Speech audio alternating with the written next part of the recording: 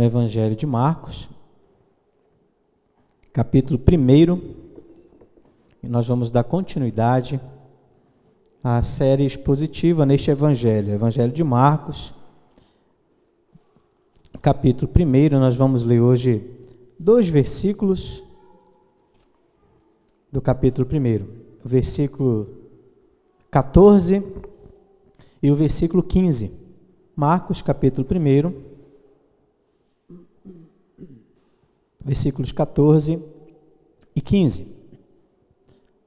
Diz assim a palavra do Senhor: Depois de João ter sido preso, foi Jesus para a Galiléia, pregando o evangelho de Deus, dizendo: O tempo está cumprido e o reino de Deus está próximo. Arrependei-vos e crede no evangelho. Depois de João ter sido preso, foi Jesus para a Galiléia, pregando o evangelho de Deus, dizendo: O tempo está cumprido e o reino de Deus está próximo. Arrependei-vos e crede no evangelho. Vamos orar? Pai Celestial, nós pedimos que o Senhor ilumine nossos olhos, nossa mente, nosso coração, para que possamos entender a palavra do Senhor, em nome de Jesus. Amém. Meus irmãos, o Evangelho de Jesus Cristo, Filho de Deus, é assim que João Marcos começa o seu Evangelho, anunciando, falando que que o Espírito Santo o inspirou, claro, para que ele pudesse registrar a respeito do Evangelho bendito do Senhor Jesus Cristo, que não foi apenas um grande líder, ou um homem mais sábio, que já passou por aqui, não apenas isso, mas o próprio Filho de Deus, que se fez carne, habitou entre nós, cheio de graça e verdade, com o propósito, com a missão de vir para salvar o seu povo, para resgatar pecadores, para salvá-los, para transformá-los e dar a eles a vida eterna. E, meus irmãos, nós encontramos aqui nesta passagem o texto que mostra, de acordo com João Marcos, como o Senhor Jesus Cristo aqui começa o seu ministério de pregação do Evangelho. O texto anterior, os versículos 12 e 13, nos mostram que ele havia iniciado o ministério dele através de uma grande batalha que ele travou no deserto contra o próprio Satanás.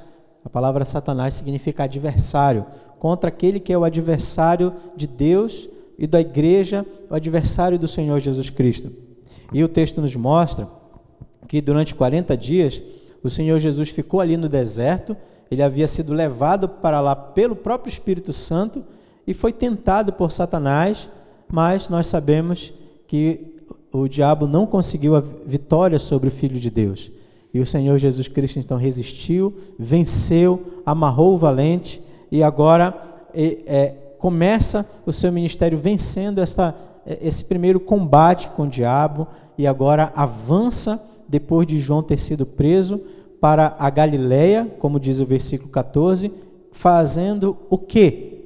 E a resposta, o Evangelho diz assim: pregando o Evangelho de Deus. Então, ele começa o ministério combatendo o demônio, combatendo o diabo, vencendo as tentações, porque ele é o Filho de Deus, cheio de autoridade, ele é o santo, ele é o justo, não há pecado nele, e ele demonstra a sua autoridade enfrentando o diabo, vencendo o diabo, porque ele veio para destruir as obras do diabo, e agora manifesta a sua autoridade também pregando o Evangelho de Deus.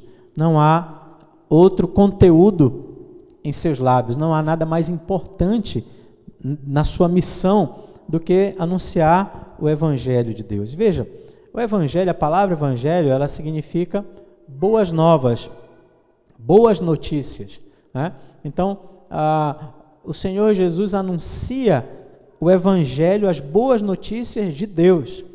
E as verdadeiras boas notícias, as verdadeiras boas novas, não podem vir do homem. Não nascem do homem, da obra humana, daquilo que o homem faz, ou fez, ou fará. Não, jamais. O evangelho verdadeiro, as boas notícias verdadeiras, as boas novas que esse mundo precisa, que nós precisamos, que nossos corações precisam, não nascem de nós, de algum sábio, algum homem intelectual, ou alguém rico ou pobre, ou seja lá o que for, porque todos nós estamos carentes da graça, da glória de Deus, por causa do pecado que afetou a todos.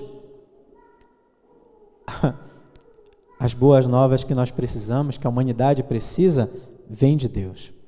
E é interessante que ela vem de Deus como uma oferta de graça para a salvação dos pecadores, e ela também leva pecadores a Deus. As boas novas de Deus nascem de Deus, da sua graça, para salvar pecadores, e faz com que esses pecadores possam voltar para Deus, serem arrancados das trevas, do pecado, da ignorância, da maldição, e possam ser reconciliados com Deus através da pessoa e da obra do Filho de Deus, do Cordeiro de Deus que tira o pecado do mundo. Boas novas, as verdadeiras, excelentes notícias, boas notícias, que o homem precisa, que nós precisamos, somente de Deus. O Evangelho da graça de Deus, como diz o apóstolo Paulo, em outro sentido. E o texto é bem interessante, porque no versículo 15, nós temos o conteúdo dessas boas novas. O versículo 15 diz assim, dizendo, ou seja, o que Jesus dizia, o que era esse evangelho de Deus que Jesus está anunciando, né? Ele pregava o evangelho de Deus, e o que ele dizia? E o versículo 15, o evangelista Marcos nos apresenta o conteúdo dizendo assim, o tempo está cumprido e o reino de Deus está próximo, arrependei-vos e crede no evangelho. O tempo está cumprido, o reino de Deus está próximo, arrependei-vos e crede no evangelho.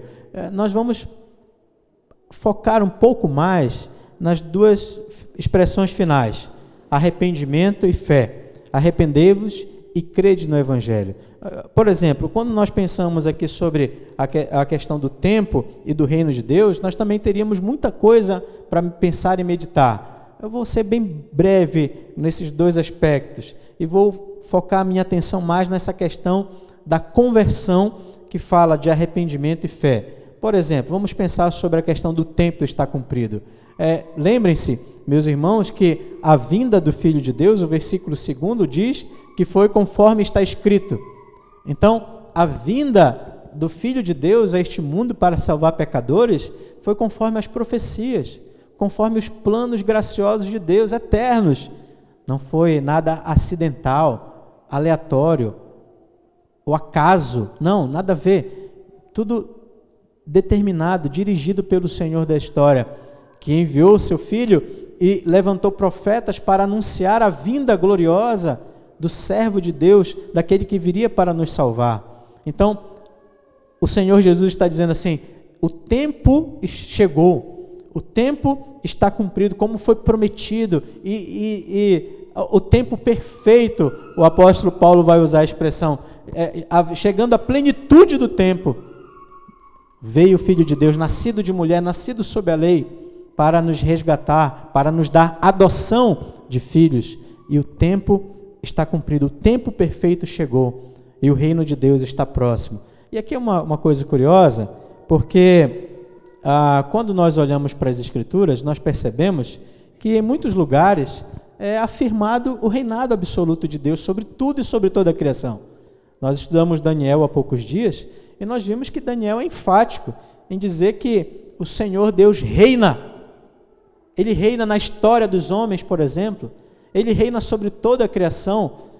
Então, o salmista no Salmo 47, versículo 2, fala exatamente que o Senhor reina sobre todos os povos, sobre toda a criação. E aí o Senhor Jesus chega dizendo que o reino está próximo. Como entender isso? Reina ou não reina? Reina ou ainda vai reinar? Né? Mas a verdade, meus irmãos, é que o Senhor Jesus está falando é o reinado espiritual de Deus. Lembre que quando o pecado entrou no mundo e Satanás conseguiu enganar Adão, Eva, ele por causa do pecado, inaugurou um reinado maldito de pecado, liderado pelo diabo. um reino parasita, um reino de maldade, de trevas. E o Senhor então iniciou um plano de salvação, onde Ele prometeu que Ele enviaria o Filho dele para destruir esse reinado e assumir o trono de Davi e reinar para sempre sobre todos os homens, sobre todas as nações. Então o Senhor Jesus está se referindo a esse reinado. O Senhor nosso Deus reina, mas Ele quer também que chegue aquele dia que Ele reinará e manifestará esse reino espiritual aos olhos de todos, e Ele reinará sobre todos e julgará os maus, e julgará o diabo, e julgará os demônios e aqueles que seguem a besta, etc. E restaurará todas as coisas e buscará o seu povo glorioso para viver com Ele para sempre. É isso que Jesus está falando. O reino de Deus está próximo. Esse reino é inaugurado com a vinda de Jesus. Lembrem-se que quando o Senhor Jesus nasceu, alguns magos chegaram por ali, por aquela região, perguntando: onde está o recém-nascido rei dos judeus?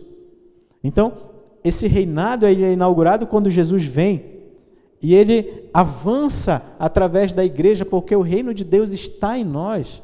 O Senhor Jesus disse isso. Aliás, Ele havia dito que quem quer ver o reino ou entrar no reino precisa nascer de novo, precisa nascer do alto. Então quem nasce, quem recebe essa graça do novo nascimento já faz parte desse reino, já entrou e o verá em toda a sua glória quando Ele consumar essa obra perfeita. E o reino está avançando, e chegará aquele dia que o Senhor Jesus então manifestará esse reino glorioso quando voltar para julgar esse mundo e para restaurar esse mundo caído e destruir de uma vez por todas as obras do diabo. Mas vejam, meus irmãos, como eu disse, eu quero prestar mais atenção nessas duas expressões que ele usa: arrependei-vos e crede no Evangelho. São ensinamentos importantíssimos para nossas vidas. Essas duas verdades formam o que nós chamamos de conversão. Conversão, se converter a Deus. A conversão envolve um arrependimento verdadeiro e envolve também uma fé verdadeira. Arrependimento aqui é uma palavrinha interessante, metanoia, que fala, no sentido original, que tem a ver com mudança de mente. O arrependimento bíblico é uma mudança de mente, é uma mudança de valores, é uma mudança de propósito. Em outras palavras, sendo direto ao assunto, é abandonar pecado, é abandonar a maldade, a idolatria, a vaidade, e se voltar para o Senhor e correr para Ele. Arrepender-se envolve exatamente isso. O arrependimento envolve, então, essa mudança intelectual, essa mudança emocional, porque envolve profunda tristeza. Quando um pecador se arrepende, ele fica entristecido pela sua maldade, ele fica entristecido porque ele sabe que o seu pecado o afasta de Deus, ele fica entristecido porque ele sabe que o pecado dele mesmo fez com que o Filho de Deus viesse para morrer naquela rude cruz, e ele não tem alegria no pecado, ele não ama o pecado. Arrependimento envolve então esse sentir esse gosto amargo pelas bobagens da vida, pela vaidade, pela maldade do coração. E é isso que o Senhor Jesus está dizendo. O conteúdo da pregação de Jesus era esse. Ele olha para as pessoas, ele anuncia o Evangelho do Reino de Deus, e ele chega com as pessoas e diz assim: não está nada bem com você. Você precisa de arrependimento. Você precisa se voltar para Deus. Você precisa abandonar a maldade. Você precisa abandonar o pecado e correr para o Senhor Deus. O Senhor Jesus não está preocupado em agradar as pessoas, coçar os ouvidos, fazer mensagens que exaltem o homem, o coração do homem, que inflame mais o homem nas suas vaidades. Ele não está preocupado com isso. Ele não quer ser politicamente correto com ninguém. Ele não quer, ele quer simplesmente olhar para o pecador e falar o que o pecador precisa realmente ouvir. E a mensagem que o homem precisa ouvir neste mundo, o homem, por causa do pecado, é essa: que nós precisamos nos arrepender e nos voltar para o Senhor, que é rico em compaixão e misericórdia, que nós precisamos abandonar o pecado. Nós precisamos nos voltar para o Senhor. Essa é a mensagem.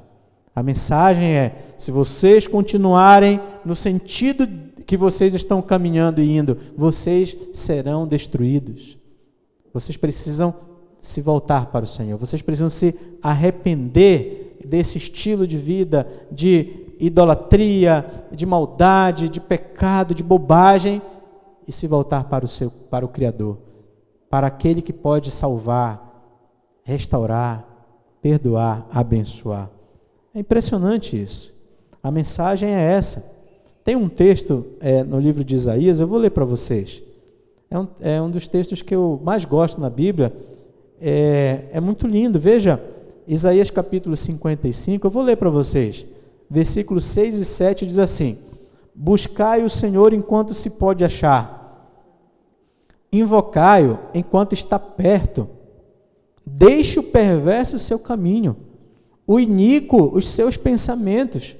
Converta-se ao Senhor, que se compadecerá dele. E volte-se para o nosso Deus, porque é rico em perdoar. É isso que Jesus está dizendo.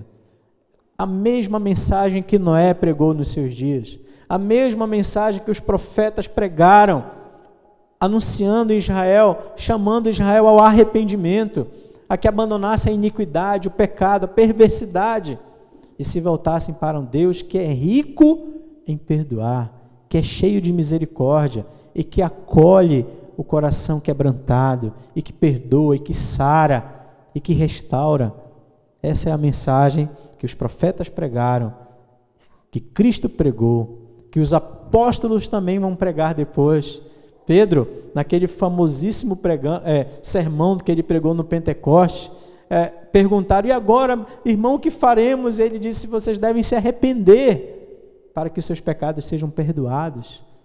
Essa é a essência do Evangelho, um chamado seríssimo, solene, para que pecadores se voltem para Deus, se arrependam, sintam amargura pela vida de pecado que levam. Quando nós quebramos a lei de Deus, nós precisamos entender que isso é muito sério, que isso é terrível, e nós precisamos nos arrepender da maldade do nosso coração, abandonar a perversidade, abandonar o erro e nos voltar para o Senhor, que é rico em perdoar. Esta é a parte do conteúdo da pregação de Jesus Cristo. E Jesus Cristo também olha nos olhos dos pecadores e diz assim: além disso, vocês precisam crer no Evangelho. O arrependimento genuíno, verdadeiro, que salva, faz com que a pessoa se lance em fé a Deus, que é a solução para o pecador. O arrependimento verdadeiro não é aquele que Judas experimentou, porque ele sabia que fez bobagem. Ele tinha vendido o Salvador por moedas de pratas. E a Bíblia diz que ele se amargurou, que ele sentiu amargura pelo erro dele. Mas o que ele fez? Se lançou no abismo, foi e se enforcou. Ele sentiu amargura, ele sentiu angústia pelo erro que cometeu, ódio pelo que ele havia feito. Mas ele não viveu uma vida de fé, ele não foi a Deus, não pediu perdão. Como Pedro. Ora, Pedro, interessante, Pedro negou o seu Senhor. Pedro disse que nem conhecia, espraguejou, e depois que Jesus o confrontou, Pedro, a Bíblia diz que ele saiu e chorou amargamente, depois estava aos pés de Cristo. E o Senhor o restaurou e ele continuou a vida e se tornou um dos maiores líderes do cristianismo em toda a história. Então, o arrependimento verdadeiro que salva, conduz o pecador a uma vida de fé. E é isso que Jesus está dizendo. Vocês precisam se arrepender. Arrependei-vos. Mas ele também diz: creiam no Evangelho. Vivam uma vida de fé. Lancem as suas esperanças no Senhor Jesus Cristo. Olhem para Ele, se voltem para Ele e lancem seus corações nele e tenham as promessas do Senhor, as promessas de perdão, de restauração, de bem-aventurança. Tenham isso, tomem posse disso, estendam suas mãos vazias, que não têm mérito nenhum, e recebam graciosamente o perdão pelos seus pecados, recebam graciosamente a restauração do Senhor, que é rico em perdoar, que ama o pecador, que se volta, que se arrepende da sua maldade. Então, isso é fé. Fé não é pensamento positivo. Algumas pessoas acham que fé é isso. Basta pensar positivo, é importante pensar positivo, né? Fé não é isso. Fé envolve uma entrega intelectual, fé envolve uma entrega emocional, fé envolve uma decisão de obedecer a Deus. Crer no Evangelho é descansar nele. Crer no Evangelho é renunciar às mentiras do mundo, às propostas tolas que o mundo oferece, as mentiras, as ideologias, as fantasias, os ídolos. Crer no Evangelho é crer no Senhor Jesus, na sua pessoa, na sua obra, na sua verdade, e tomar posse daquilo que Ele é e daquilo que Ele conquistou para o pecador, através da sua pessoa e da sua obra. Isso é fé. Fé não é uma aula que alguém pode dar sobre a Bíblia. Isso é muito bom, mas é também pensar, procurar saber se este que dá aula realmente confia no que diz, vive o que diz. Isso é fé. A fé, ela nos leva, meus irmãos, a uma renúncia, uma entrega total ao Senhor e a sua palavra e aquilo que Ele promete na sua palavra, na Bíblia Sagrada. Isso é fé.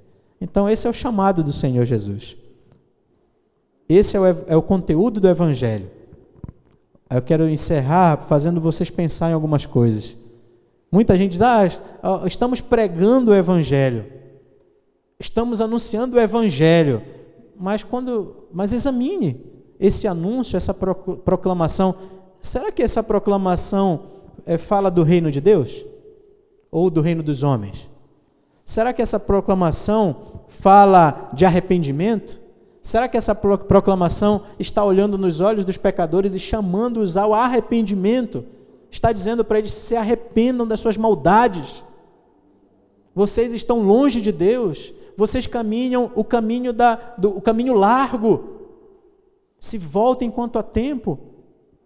Será que esta mensagem tem esse conteúdo, esse alerta, esse chamado solene de Deus? Porque este foi o conteúdo do Senhor Jesus Cristo, foi isso que Ele pregou.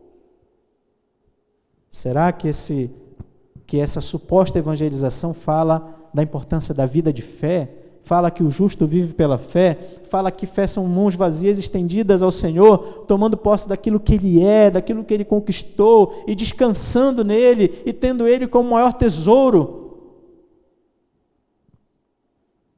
Porque se não tiver isso, não é evangelização.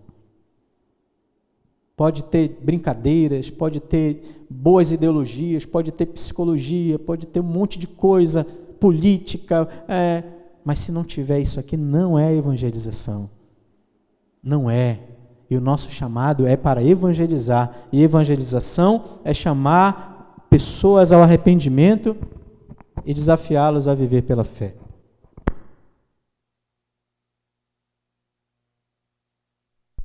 Esse é o conteúdo da mensagem do Evangelho do nosso Senhor. Arrependam-se e creiam no Evangelho. Mas, meus irmãos, mais do que isso, a pergunta que faço é a seguinte: você já experimentou isso? Você já experimentou o arrependimento verdadeiro? Você vive pela fé? Porque, veja, eu não estou perguntando se você é um bom presbiteriano, se você faz parte da Igreja Presbiteriana do Brasil. Não estou perguntando se você é pastor, não estou perguntando quantos anos você tem de igreja, não estou perguntando se você sabe todos os símbolos reformados, se você é capaz de recitar todas as perguntas da confissão de fé, do catecismo, né? Eu estou perguntando se você já teve essa experiência de arrependimento verdadeiro e de fé, se você já teve essa experiência de conversão. de abandonar o pecado, a idolatria, as vaidades deste mundo e realmente correr para o Senhor, que é rico em perdoar. Você já teve essa experiência com o Senhor? De dizer assim: Senhor, eu sou um pobre pecador, eu preciso de Ti. Não há outra saída, e nem o Senhor é o meu Deus, é a minha solução, é a minha esperança. Eu me lanço na Tua palavra para Te obedecer, para Te servir, para Te amar. Você que está aqui hoje, você já teve essa experiência com o Senhor? Você já deu ouvidos ao Evangelho de Deus? Não é o Evangelho do homem, o Evangelho da igreja, do pastor, mas o Evangelho de Deus, as boas novas, as excelentes notícias, porque não há notícia mais importante para você do que esta. Um chamado ao abandono do pecado e a uma vida de fé. Não há notícia mais importante do que essa. Você pode ter os diplomas deste mundo, grandes empregos, dinheiro, cargos, status, mas estas coisas que são boas, elas não são mais importantes. Não podem configurar elas todas juntas o mais importante do que o Evangelho, que é a solução de Deus para o nosso dilema do pecado, da morte. O Senhor Jesus veio para nos salvar. E Ele chama pecadores ao arrependimento. Pessoas estão brincando com Deus. Pessoas fazem de conta que são cristãs, que fazem de conta que já nasceram de novo, e brincam, e têm uma vida cheia de mentiras, de engano. Mas o Senhor conhece cada coração. Ele sabe muito bem cada coração. Ele sabe quem de fato já se arrependeu e quem de fato crê nele. Ele conhece.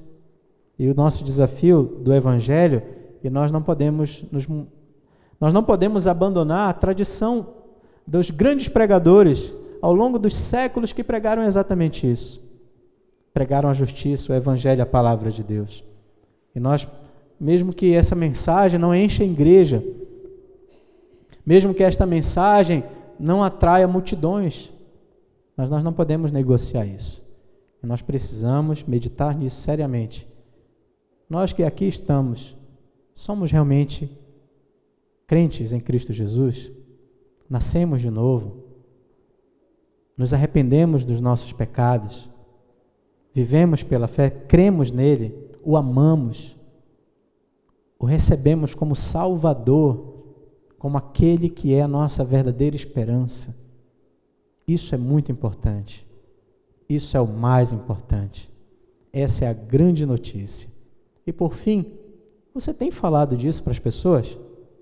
Se isso é o seu tesouro, você tem compartilhado para as pessoas isso? Que há salvação, que há esperança para as famílias, para as crianças, para os adolescentes, para os jovens, para os seus colegas no trabalho, na faculdade. Você tem coragem, você tem tido essa coragem de falar da maior notícia que se pode anunciar neste mundo, que é o Evangelho? Faz parte do seu coração, queima o seu coração, aquece a sua vida e te motiva a anunciar a Cristo por todo lugar. Você tem feito isso? Porque se de fato é a maior notícia e você crê nisso, como é que nós podemos, se de fato é a grande notícia para nós, como é que nós podemos ficar calados, né? E perder oportunidades e não compartilhar essa que é a maior notícia, o Evangelho de Deus, para as pessoas que nos cercam. Que o Senhor nos ajude, então, a pensar sobre isso. Se nós, de fato, temos ódio pelo pecado, se nós realmente nos entristecemos quando pecamos contra o nosso Deus, se nós estamos em Cristo e vivemos pela fé nele, e se nós temos com alegria anunciado este Evangelho por todo lugar, fazendo aquilo que o Senhor nos mandou, indo por todo lugar, pregando o Evangelho do reino de Deus, fazendo discípulos de todas as nações. Que o Senhor nos ajude nesta reflexão, que Ele nos abençoe, que Ele ilumine o nosso coração nesse sentido.